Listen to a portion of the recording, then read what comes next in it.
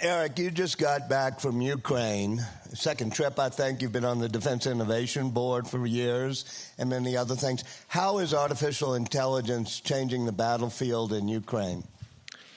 So first, I think the Crown family loss is very serious and very sorry. Today, some number of hundreds of people died. The war does not take Saturday, Sunday, Monday off.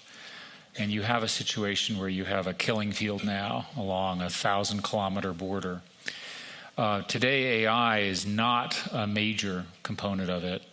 The new technology that's arriving is drones, something that you and I, when we were working with the military, looked at pretty carefully.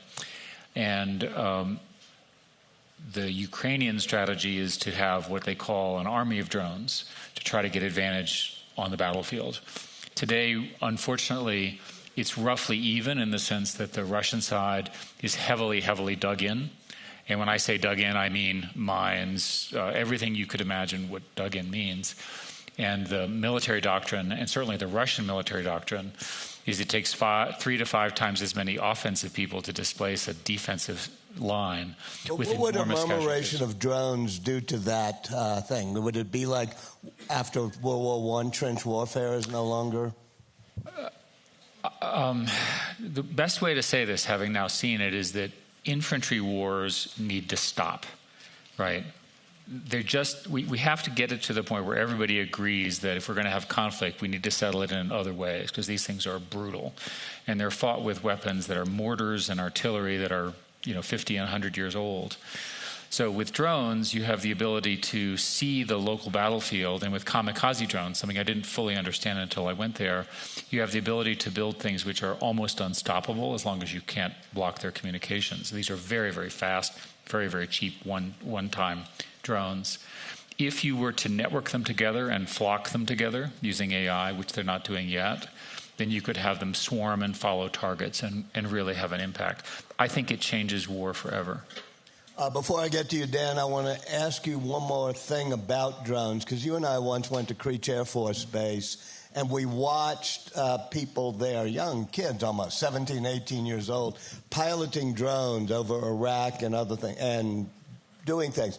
The doctrine then was there had to be a human in the loop, but as you were talking, it would be a lot more efficient if we didn't have a human in the loop. Explain that scene at Creech, what happened, and what we may see in the future. As you recall, we were walking along and we were watching a video, and all of a sudden we saw a bombing. The first time you and I saw one, and you said something to the effect of, "Is that real?" And there was no comment in the room at all. In my experience last week in the war normalizes human behavior. And I mourn the Russians who are being killed by these weapons in helicopters, and the Ukrainians who are, and I'm not trying to criticize people who have been invaded, they build a reel of greatest hits, literally and figuratively. So we've got to acknowledge the horrendous nature of armed conflict, and we've got to figure out ways to stop it. My hope is that the technologies that we are working on will overwhelmingly strengthen democracy, strengthen the way we run modern societies, and not go back to our most primitive urges. Daniel, you were the co-author of The Age of AI, this book, and there are chapters on it that involve both diplomacy and warfare. Tell me how you think that's going to change things. Well, so actually you were just raising with Eric this question about human in the loop, which has been, it's part of the U.S. military doctrine in the use of advanced technologies, including rolling out AI. But one of the things that we talked about in the book is that the pace at which AI decision-making happens is such that human in the loop may only be sort of figuratively human in the loop. If you're a military leader or if you're a battlefield commander, you've been working with this AI system in training for months, years, you've come to trust the thing. It makes good judgments in your experience. And you realize it's operating at a pace that you can't actually analyze the data yourself. You may be in the loop, but you're going to trust the thing. So I think there are a whole set of issues here, not just about the technologies as they're used, but also about how these technologies change the ways that people interact with one another and go about our daily lives. And I think the battlefield is a place where you really can see that starkly, but it's true in almost every aspect of human endeavor. And I can tell by Eric's little nod here. Well, no, what I was going to say is I think human in the loop, which we strongly agree with, Yep. will probably end up looking like the human starts it and the AI finishes it. Yep. And I think we have to think about where that boundary is. It's pretty likely that swarming drones will be started by humans, but will be told to go look for targets. Let me go back to that scene in Creech. It was almost like a video game because you have all these young pilots, but they're really just at consoles in an Air Force base in the West. And they're acting as if it is a video game, but the drones are able to do facial recognition, track the person we saw killed as a guy riding a motorcycle. They had done facial recognition. They knew where he had been for the past month. The artificial intelligence system said, okay, he actually is somebody we want to target. And boom, it went in and killed him. And they just had a video game jockey just pushing a button.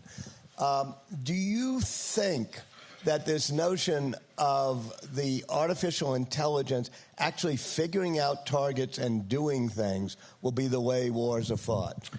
Almost certainly. One of the confidential systems that I saw had a mouse control. It's on a PC now. It doesn't have this complicated structure that you and I saw. And it had a button which was labeled click to kill. Right. Now, these are people in a war where people are shooting at them. I saw people in an ICU train in the process of dying. You know, I'm not criticizing. I'm observing the normalization of our world. And you say, well, go ahead, Dan. I was just going to say, but if you think of, and Eric was talking about this before, if you think about in warfare, if you're trying to do it as humanely as possible, you're trying to minimize collateral damage.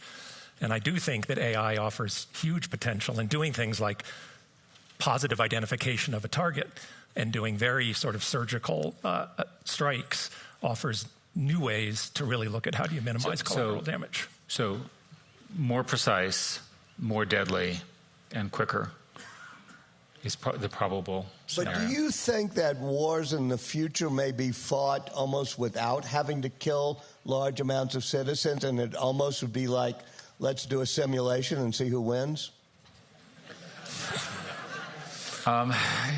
You're clearly an optimist. We have 10,000 years of armed conflict and horrendous behavior against human beings. The triumph of democracy and values epitomized by this group is that we don't do that anymore. We settle these things in other ways. So you could imagine AIs negotiating for outcomes. But at the end of the day, in the particular case of Russia, Russia's got to learn that you can't invade other countries. It's a bad deal. All right, and we need to figure out a way that everybody in the world understands to stop this. Yep. How do you think, Daniel, China is going to be able to keep up with the U.S. on AI when they, in some ways, are a little bit more constricted in the sharing of information? On the other hand, with their lack of restrictions on privacy, they sort of vacuum up huge amounts of data. Yeah, so I think one of the consequences of the sort of decoupling of China and the West, and particularly China and the United States, is that development of AI, 5-6 years ago, was sort of proceeding more or less in lockstep with the U.S. a little bit out ahead. And with this separation, the development of AI is separating. And the geopolitical decisions that China is making and the U.S. is making for other reasons really stand to affect that in major ways. So I think in the United States, we could very much remain in the lead in development of AI, or we could have regulatory things put in place in this country that would actually advantage China over the United States. And similarly vice versa for China. So I think it's really an open bet who's going to lead. What are you worried about of overregulation? So one of the things I've been saying lately is I'm worried about simultaneous overregulation and underregulation at the same time. And it sort of sounds like a joke, but unfortunately, I think it may be the reality that we're heading towards. But particularly when you look at things like regulating early stage research and development and innovation to try to sort of put that genie back in the bottle. If you look at things like early recombinant DNA research, there were attempts to do that, which luckily were decided at a federal level that we needed to, protect the research but continue to do it. If we do that, then other countries like China will get way ahead of us. They're going to have no compunction about continuing to do R&D. But the flip side is we're now starting to use these technologies in consumer settings where sometimes I really scratch my head and wonder, did anybody think about the risk reward? So that's the sort of under-regulation piece, but the over-regulation worry is that sort of R&D and really pushing the technology forward. Let me pick a regulatory regime that sort of works. Half this room will think I'm wrong. But the financial regulatory regime and FINRA in the United States. Eric and Dan, is that a model we could use for government regulating AI? The industry and the government are in conversations right now about what you want to regulate. If you imagine an internet regulatory agency, every one of you has a list of things it needs to stop on the internet, right? We're not going to agree on the agenda for that. What I think we can do is come to an agreement on extreme and existential risks. These are the ones I've arbitrarily said 10,000 people or more deaths. So more than the harm to a single individual. And there's evidence that these systems will, over time, not today, but over time, be capable of such harm in biology, cyber, and in other cases. And in the U.S., my guess is that you'll see an agreement among the industry and the government around existential risk, and the military will go along. If you look at China, China has a very, very clear internet regulatory structure, which is you're not allowed to commit sedition, and sedition is not defined. Well, that's not a very good mechanism. The EU has, in the process, 90-10, passing a law called the AI-EU Act, which is likely to prohibit the development of open source, which is how AI has moved forward. So that's a loser. Britain has just passed, or is in the process of passing, an online safety bill, which sounds like a great idea. It's 270 pages long. It's likely to slow them down. So it looks like because of the errors of our partners and competitors, we will be in a position to maintain our forward leadership for a while. Today, I would say we are a couple of years ahead of China. If you look at where they are with LLMs, which is sort of what GPT-4 and all the new ones coming this year look like, they're sufficiently behind that I think we have another round of innovation and excellence in the U.S., which we should pursue. I could completely agree with Dan. Yeah. So I would say one thing is a lot of the discussion about regulation today in the West is being driven by fear of AI. And one of the things that I think we all need to come to grips with is you should be afraid of people, not of AI. The bad actors are us.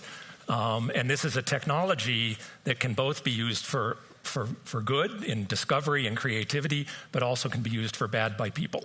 And so this notion that we somehow need to, when we talk about existential risks of AI, I think it often gets heard and understood in the world beyond technologists as this AI itself is going to go off and do something that's an existential risk. The sort of, that we're going to become subjugated to this. It's really much more that these are very powerful tools that people can use in bad ways and in good ways. And so I think when we think about regulation, we need to think about this in the ways that we've traditionally thought about things. Risk, reward, trade-offs, which is what regulation is often about in society, is mediating these things. And that tends to be domain-specific. It's hard to have sort of an abstract notion of this new technology and what the risk reward is across all domains. So I think that, in some areas, something like FINRA, back to your original question, can actually be quite good. I mean, certainly because it can respond quickly at the pace that industry normally responds, but it's still overseen by the government. But I don't think there's going to be a one-size-fits-all approach to regulation. And maybe one example quickly that I would give is just that, so we all see, ChatGPT and, Microsoft has it in Bing Chat and so forth, these large language models, as Eric said. One thing that really puzzles me today is that we're allowing those systems to give people advice without any oversight, which we wouldn't let people give advice on. So you can get legal advice, medical advice, tax advice, all kinds of advice from this AI that if I gave that kind of advice, I'd probably be fined and maybe jailed because I don't have any of those kinds of certifications or degrees. So we should be asking ourselves those kinds of questions. Are we going to jail the computer now? Exactly. No, wait, let me pick up on Eric's question. An AI system created, say, by Microsoft or Google, ChatGPT, OpenAI, gives you really bad financial advice. Whom do you sue? Well, so I'm not a lawyer. I'm not a lawyer. The audience says everyone. That's right. Now my favorite example is I don't know about you all, but in California they have this notion of a moving stop where you don't fully stop. I don't know if anyone has ever done that. And so you can imagine the self-driving car learns to do that. And so the policeman stops you, and the policeman says, "Why didn't you stop at the stop sign?" I said, "I'm not driving the car." And the car says, "I did, officer." And the officer says, "Why didn't you stop?" He says, "I don't know." But the because the system can't explain. The Transportation Board has already stopped Tesla from doing the rolling stops. We have a regulatory. Henry Ford invented. There's not a rolling stop button in my Tesla. There is. There is not. But the Transportation Safety Board has ordered them to do a full stop, which only about 5% of Americans do at a stop sign, right? Wow. Nobody in this room has ever come to the full stop. Now, when Ford invented the automobile, the technology got invented first. Then we had rules like stop signs, full stop at stop signs. Should we let this happen again, where we have the technology invented first and then try to figure out the rules? Well, so I think it's very important that responsibility lie heavily on those individuals and mainly organizations that deploy the technology for some particular purpose, right? So when a big company says this thing can give advice on anything, then they should be liable for that. But to slow down the technology development, as I said before, I think is a huge mistake. By the way, have you read the fine print in ChatGPT? It says you can't use any of the information for anything because it's wrong. Right? Read the fine print. Right? These systems hallucinate. Right? You can trick them into completely. My favorite hallucination was I asked it, write an essay on why all skyscrapers above 300 meters should be made of butter. It produced the most beautiful argument. Did you know that butter is environmentally friendly, that the buildings will be safer, it uses less material, less CO2, and so forth? So a week later, I did the same query, and it said, that is a terrible idea. So someone between the first query and the second query taught it something. So not only are these systems wrong, but they're learning. And what happened if it learned the wrong thing as opposed to the right thing in my example? We don't really know yet. But just, I was going to say, I think one of the most important things is how do people perceive these systems? So one of the big confusions I see out there in the world right now is the analogy that's made between search engines and these chatbots. They essentially have nothing to do with each other.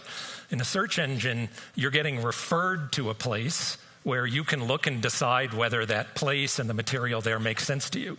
With a chatbot, the chatbot is synthesizing some type of thing that it thinks is going to be compelling to you. And compelling and looking up, factual or lies, search engines don't only produce facts, completely different. And the problem or issue with the chatbots, also the advantage with the chatbots, it feels very human when you have this kind of dialogue, and you start to trust them in a very different way than when you're going to a search engine and looking for something. So I think part of the responsibility regime here does need to start to think about how are these things designed and what's the human-machine interaction. It's not purely about what does the technology do from a technologist perspective, and this is why it's so important that we start to look at these technologies in ways that are not only technologists driving it, but people who are looking at how humans really think about and use this technology, sort of the broader societal kinds of questions around the technology. We can't repeat the social media mistake of drinking the Kool-Aid, 20 years ago, we thought social media was going to make the world better and nothing could go wrong. That looks a little naive at the moment. I also think now with AI, we shouldn't now make the opposite mistake of saying the dystopian future is what's going to happen. We should regulate it heavily. Well, let me pick up on your social media question, because Bob Steele and I have talked about, and Vivian Schiller and I have been talking about here, that we made that big mistake when social media came along. You know, at the Aspen Institute, there are often great commissions that come out. Dunn and Lugar figure out how to get rid of nuclear weapons after the fall of the Berlin Wall. There was not the right group figuring out social media. And as you said, it's not necessarily the technology's fault, it's the people's fault. But social media, I'll push back a bit, its algorithms and its architecture actually allowed greater harm for people to do in social media settings. Should we right now create some commission, some working group that will prevent us from doing with AI what we did mistakenly, as you just said, with social media? The answer from my perspective is yes, because the two are the same problem. So in 2024, we're going to have an election. Yeah. And every side, every grassroots group, and every politician will use generative AI to do harm to their opponents. And it will involve spreading misinformation. The social media companies en masse are not ready for this. They don't know where this media come from. They don't market.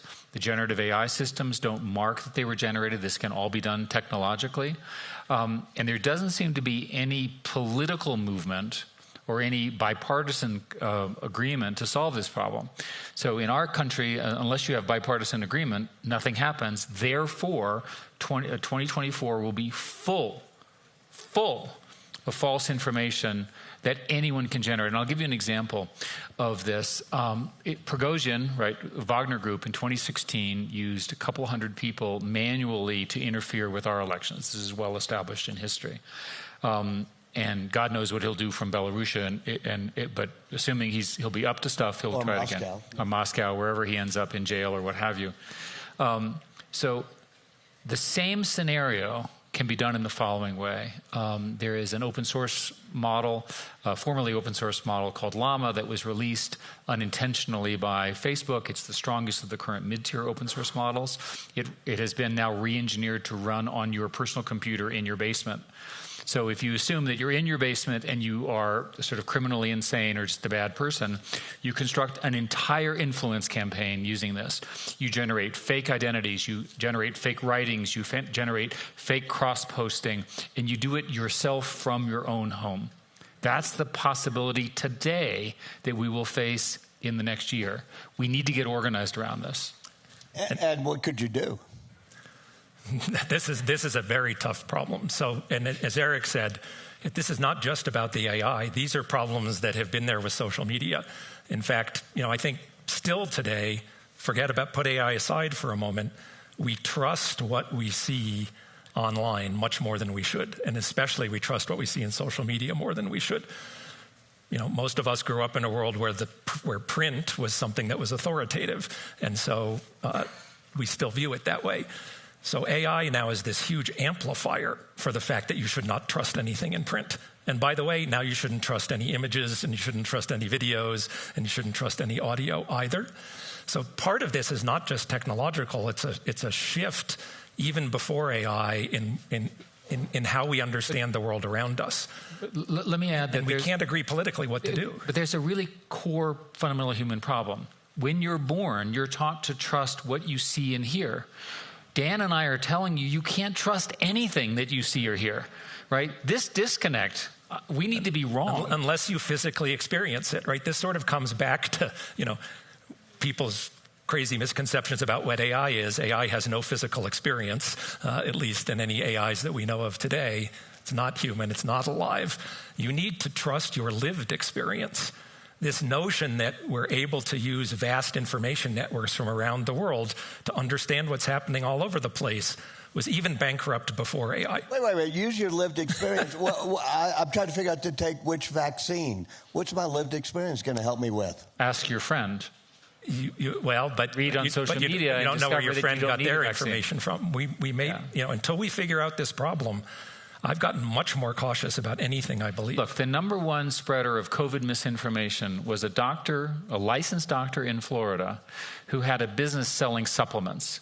And he was very, very clever in his use of social media, and he did more damage in terms of death rates in COVID than any other person I can find, because he was financially motivated to do it. He was ultimately disbarred. The fact that the social media companies knew about it and didn't act is on their moral conscience. People died as a result of this person. So the reason I'm so focused on this is that it's fun when it's, the reporter, the AI told the reporter that the AI loved him and he should leave his wife. That's entertaining.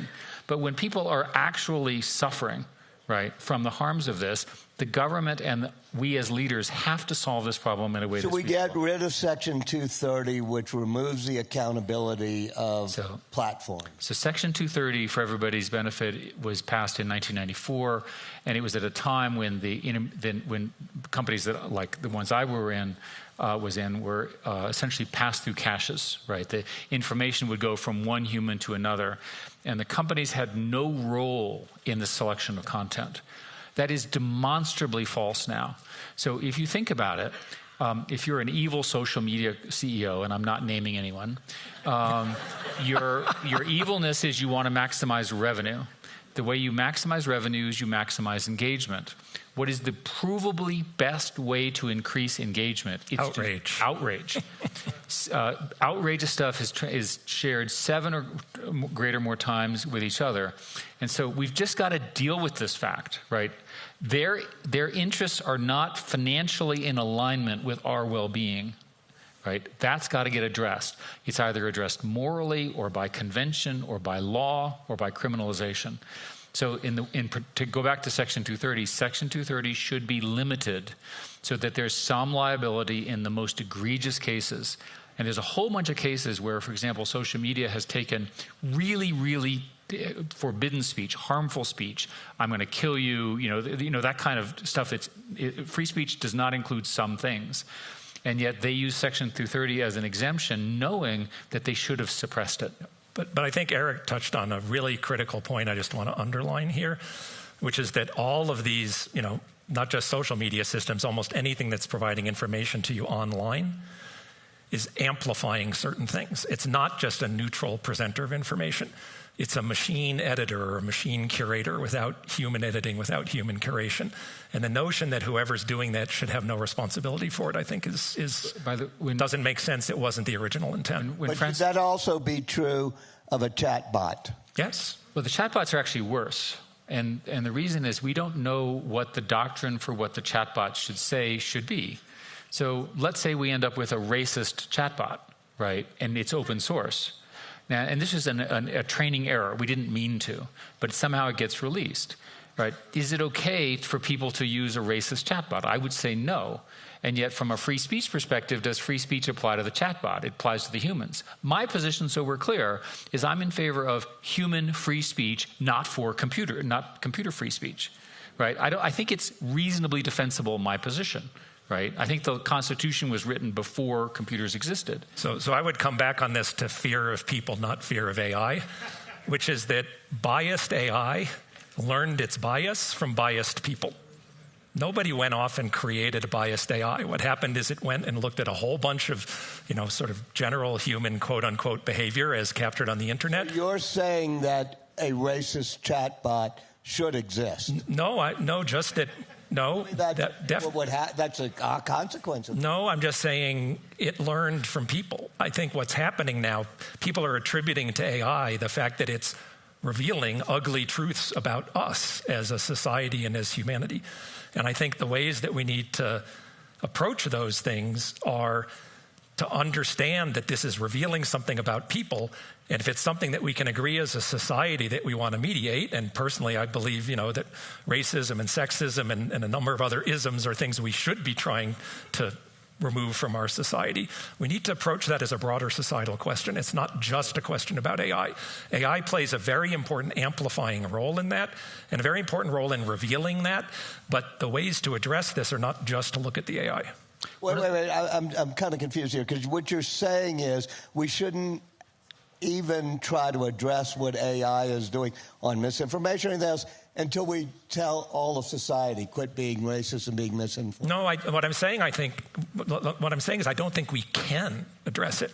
So let's say up here, the three of us, we agree, maybe we can get this whole room to agree that, this particular kind of AI shouldn't say these kinds of things. There's going to be whole segments of our society that disagree with that. It's the same problem we're seeing on social media, right? When the social media companies try to regulate something, the right says it's suppressing right-wing speech, the left says it's suppressing left-wing speech. We can't get to a point of agreement. So let me help. So I just think it's a deeper societal problem. I think there's also an innumeracy problem.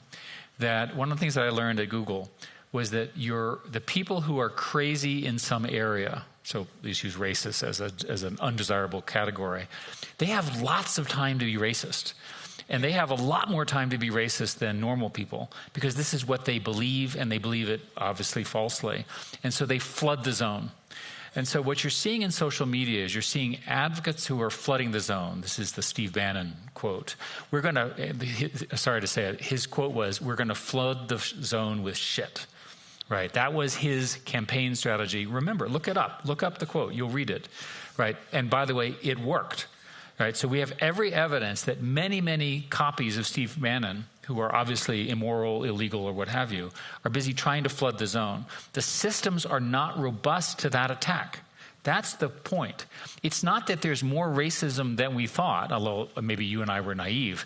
Racism's always been there. But they're busy flooding the zone. And pick your other poison. There's so many other special interest groups. Let me give you an example. Suppose you decide that AI is better than a jury at deciding whether somebody's guilty, or is better risk to get a piece of insurance from Allstate, one of our sponsors, or to be on parole. And you decide that having humans do it will be filled with bias, and maybe you just want to take humans out of that loop. Does that make sense to you? So to me, I think this is actually a fantastic question, because I think it points to a broader framing that we have wrong, which is we're thinking about, is AI better or are humans better? And that's underlying everything. We think about AI as replacing humans. It can do things better than humans. I think what we're seeing now, and actually in some of the bail decision kinds of things, this is being shown quite clearly, is it's the combination of human decision-making and algorithmic or AI decision-making that works much better, because these each have different ways of doing things, different bias. You're bringing different ways of thinking together. And so to me, we should be thinking about AI as how does it really complement human decision-making in ways that lead to better outcomes, not how does it replace or contrast with humans. There's been two schools of thought in the history of the digital revolution ever since Ada Lovelace and Turing, one of which is that the goal is creating artificial intelligence, machines that think, pass a Turing test, whatever. And the other is the notion of augmenting human intelligence, which actually has prevailed, and having a closer user interface between humans and machines is the great goal, so we can bond with them, whether it's a graphical user interface or Siri where you can speak to it, or Elon Musk put a chip in your brain so that you can share brainwaves. He should start. What? He should be the first. He should be the first. It'll be easy because they'll have a place to do it on Mars. Do you think that we're in a new revolution in which the combinations of humans and machines, the symbiosis that J.C.R. Licklider and others talked about, will prevail, or that the machines will march on and develop a mind of their own? So I think we're making a mistake now in thinking about AI as being a replacement rather than augmentation. I think the general sort of broad understanding out there is AI is competing with people. I take a little less sanguine view maybe than you do of where we've gotten so far. I think there's been a little bit of a sort of battle thus far between technology augmenting humans and technology sort of competing with humans. But I think going forward with AI, it's becoming increasing. Like, the thing that excites me most about machine learning, which is what's driving artificial intelligence these days, is the incredible power of it for scientific discovery. And that's not AI going off and discovering things by itself. It's AI able to help humans discover things that humans couldn't discover alone. And that is the symbiotic, and I'm glad you mentioned Licklider, because he often gets overlooked, or Lick, as he used to be called back in the day, JCR Licklider. His vision, I think, is really compelling about human-machine augmentation. I think the best way to understand this is imagine the benefit to the world with an AI tutor that allows each and every human to become as smart and educated as they possibly can in their language and in their culture in an appropriate way. Imagine an AI doctor that provides the medical services and information to the vast parts of the world that don't have access to the kind of medical information that we have, especially working with undertrained nurses and things like that, who are their primary healthcare thing. The benefit to billions of people of the spread of this technology are enormous, and that ignores the incredible gains that are occurring in physics and biology. At MIT, there's a great deal of work in new drugs and so forth, which we can talk about. We can go on and on and on about it. So I think that a reasonable answer is that Licklider is correct for the next 5 to 10 years. That's not very long. That's an eternity. I'm more optimistic than Eric. World. Dan mentioned earlier that large language models don't have lived experience, and said that's a certain limitation. When you get to what has been called artificial general intelligence, AGI, it will be consuming data, let me say, or taking in inputs that are not just text and billions of documents, but it'll have cameras, it'll have ears, it'll have sound, it'll walk around. It will replicate all human senses and probably 10 senses we could never dream of. Do you think we will get to a day of AGI in which machines will be, I think the word you use in the book, which I don't know what it means, is sentient, where they can really... Dan wrote that sentence. I was going to blame that one on Kissinger. That's it. So Dan and I spent 3 years arguing over this point. So I'll make the affirmative case, and then he can argue with me. So I think that for the next 10 or so years, these systems are going to be under pretty good human control. And over that 10 years, the following things will get solved. Hallucinations. These systems have no memory. They're not current. You'll notice they were trained. They take 6 months. They're not current. They can't do stepwise planning.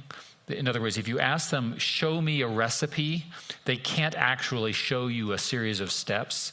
They can't interact with you in the steps unless you take the output from the previous step and feed it into something called the context window. How solvable is that? All of these are being solved. The people, the optimists, if that's your view of optimism in the industry, believe these will be solved within 2 years. So let's assume that they're, as usual, they're off by a factor of 2, so it's 4 years. So it's 5 years. So the question is, at that point, you've got a system that is current, learning, quicker than we are, has all the inputs. This sets up your scenario. What then happens, right? Can it invoke its own initiatives? Can it take initiatives? And I'll give you a way that this could occur. This is science fiction now. Let's imagine, I don't know about you, but do you wake up in the morning one day and you're bored with whatever you were doing yesterday and you want to do something completely new? Well, you could do the same thing to your computer. You could say, as of 9 o'clock on Monday morning, you're to stop learning about physics and start learning about French horn, right? Now, how long would it take it for it to understand everything about French horn? A lot less than a human, right? So you can imagine the ability to program these things with some randomness to begin to appear to have some form of sentience. Another example, in order to do planning, each step to decide the next step requires an inner dialogue. It actually has to talk to itself using human terms, and it's obviously not talking, to decide what does the next step look like. Is that the beginning of consciousness?